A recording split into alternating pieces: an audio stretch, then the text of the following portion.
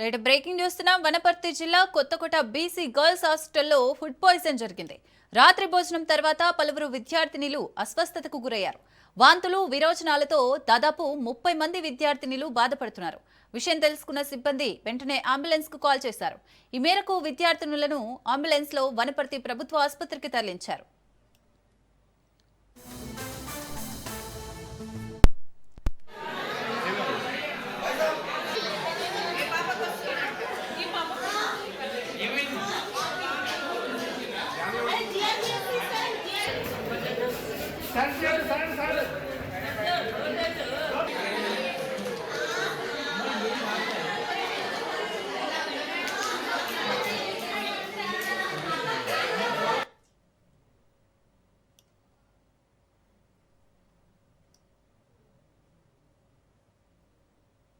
వనపర్తి జిల్లా Kothakota BC girls హాస్టల్లో food poison జరిగింది.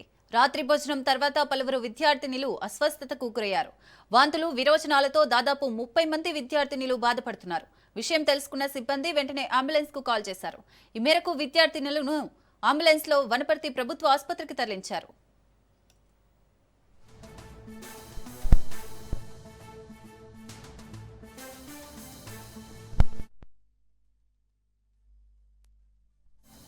కాలేజెస్ రన్ అవుతున్నప్పుడు మార్నింగ్ బయటికి వెళ్ళడము, వాళ్ళు బాక్స్ తీసుకొని వెళ్ళి మళ్ళీ ఈవినింగ్ వచ్చి హాస్టల్లో జాయిన్ కావడం జరుగుతుంది.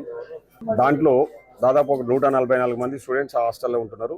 అవుట్ ఆఫ్ 144 ఒక 15 మెంబర్స్ వాళ్ళకి చిన్న అంటే వామిటింగ్ సెన్సేషన్ లాకుంటే కొందరికి వామిటింగ్స్ చేసుకోవడం వల్ల వాళ్ళని ఇమ్మీడియట్లీ ఇక్కడికి వనపర్తి గవర్నమెంట్ హాస్పిటల్కి షిఫ్ట్ చేయడం జరిగింది. తక్షణమే డాక్టర్స్ అందరూ కూడా ఇక్కడ స్పందించి వాళ్ళకి ట్రీట్ చేయడం జరిగింది. ఇక్కడ డిఎంహెచ్ఓ గారు కానీ ఆర్ఎంఓ గారు అందరు డాక్టర్స్ కూడా అందరు అవైలబుల్ ఉన్నారు. ఫ్రెండ్స్ అందరూ కూడా వాళ్ళ హెల్త్ అంతా కూడా స్టేబుల్ ఉంది, వాళ్ళకి ఎలాంటి ఇబ్బంది లేదు.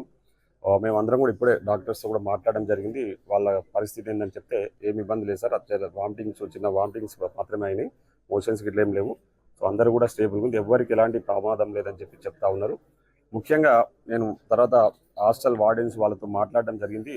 వాళ్ళు చెప్పే ఏంటంటే సార్, హాస్టల్లో మేము ఎప్పటికప్పుడు చాలా నీట్గా మెయింటైన్ చేస్తూ ఉన్నాము. ఎందుకంటే మా మీద కూడా పై అధికారులు ఎప్పుడు పర్యవేక్షణ చేస్తూ ఉన్నారు. కొందరు స్టూడెంట్స్ బయటకు వెళ్ళినప్పుడు కొన్ని జంక్ ఫుడ్ తింటా ఉన్నారు. అవుట్ సైడ్ జంక్ ఫుడ్ తినడం వల్ల కూడా వాళ్ళకి విధంగా జరిగే అవకాశం. ఎందుకంటే 140 మేము ఒకవేళ ఫుడ్ పెడితే 144 మందిలో ఓన్లీ 15 మంది మాత్రమే ఈ విధంగా ఎఫెక్ట్ అయింది. మిగతా వాళ్ళకి ఎవరికి అలాంటి జరగలేదు. అంటే మేము పెట్టిన ఫుడ్లో ఎలాంటి ప్రాబ్లం లేదని వాళ్ళు చెప్తా ఉన్నారు. కొత్తకోట బీసీ వెల్ఫేర్ హాస్టల్లో అమ్మాయిలకు సంబంధించిన 144 మంది అమ్మాయిలు అక్కడ ఉంటారు, స్టే చేస్తుంటారు.